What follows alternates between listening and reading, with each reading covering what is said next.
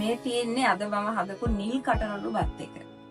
බලමු මේක අපි කොහොමද හදන්නේ කියලා. මේ තියෙන්නේ දැන් මම අර කඩපු මේ මොටේ ටික ඒක අයින් කරා. අයින් කරන කෑල්ල නටු වගේ තිබි මේ තියෙන මම මේක ඉස්සෙල්ලා හොදලා තිබුණේ.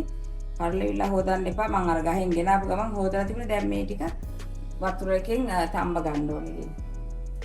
මේ උණු වෙනවා වතුර ඒකට දානවා. මේක හොඳට අර වතුර ටික එනවා. ඒ වතුර ටික තමයි අපිට ගන්න ඕනේ. මේ විදිහට.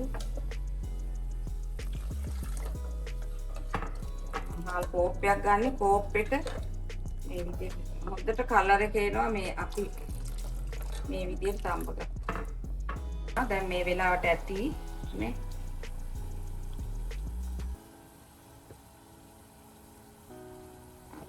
දැන් ලිප ඔෆ් කරලා මම මේක දා ගන්නවා. මේ ඔෆ් කරලා මේක කුට්ටක් තිබ්බම තවත් මේකේ කලර් එක එනවා. මේ හොඳ කලර් එකක් තියෙන්නේ.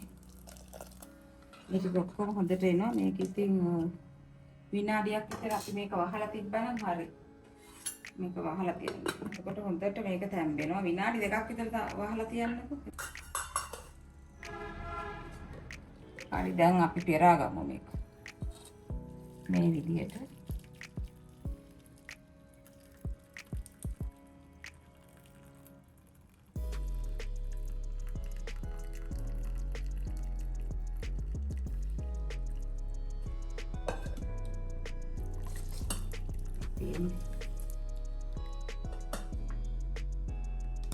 ඔක්කොම මේ බලන්න. දැන් සුදු පාට වෙලා නේ. ඔක්කොම චුටි කරලා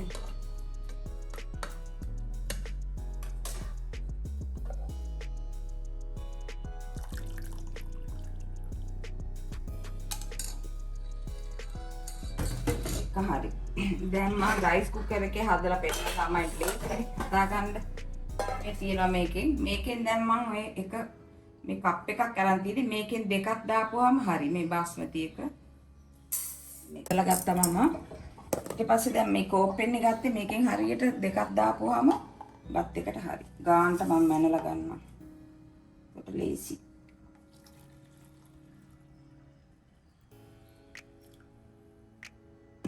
මදි වුණොත් වතුර දානවා නේ.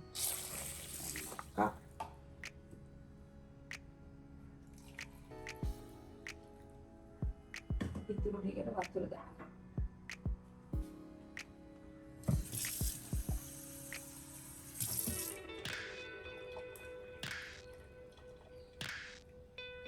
දෙකක් යනවා. දැන් අපිට තියෙන්නේ ලිපේ තියන්න. ගාන හරි.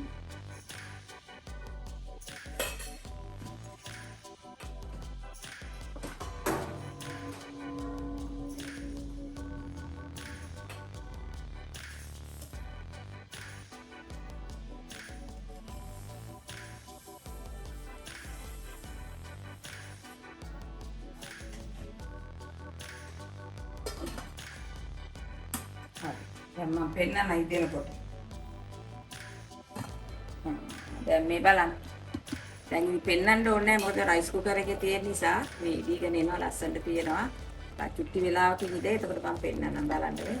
ඇඳි ගන්න මොකුත් ඕනේ නැහැ. මේක මේ රයිස් කුකර්නේ. හොඳට ඉදේ. හරි. දැන් බත් එක හරි. පෙන්නන්න. මේ දැන් ඔක්කොම ලිපා. ලස්සනට තියෙනවා බලන්න. මේ තියෙන ඔන්න හදාගත්ත බත් එක නිල් කටරොඩු වලින් උපන් කරන්නේ.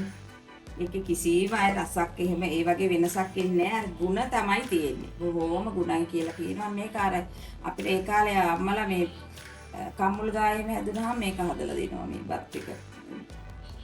ඔන්න බලන්න.